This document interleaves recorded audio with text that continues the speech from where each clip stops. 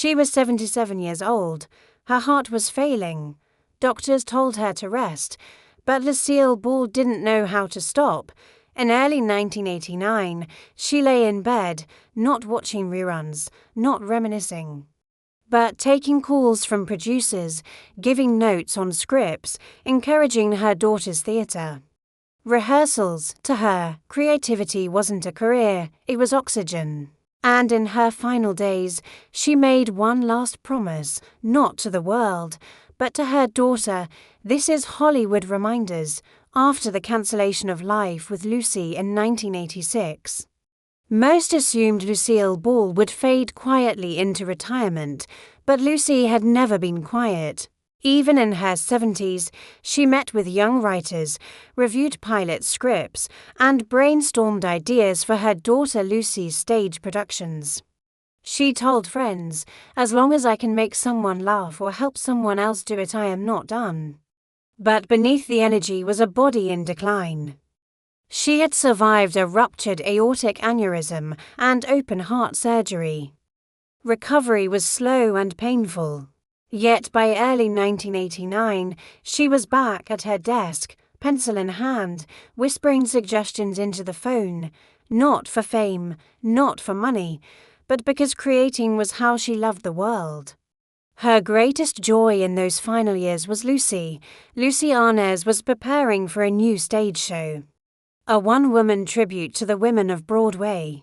She'd call her mother every night, asking, "How was rehearsal, Mom?" And Lucie, weak but sharp, would reply, "You need to slow down on the third song, let the audience feel it," or, "That dress is too busy, simpler is stronger." On April 18, 1989. Lucie's pain became unbearable. She checked into Cedars-Sinai Medical Center for emergency heart surgery. As nurses wheeled her toward the operating room, Lucie stood by her side, holding her hand.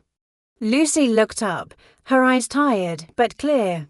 And she whispered, "I'll be back in time for your show." It wasn't a hope. It was a promise. And Lucille Ball always kept her promises. The surgery was complex.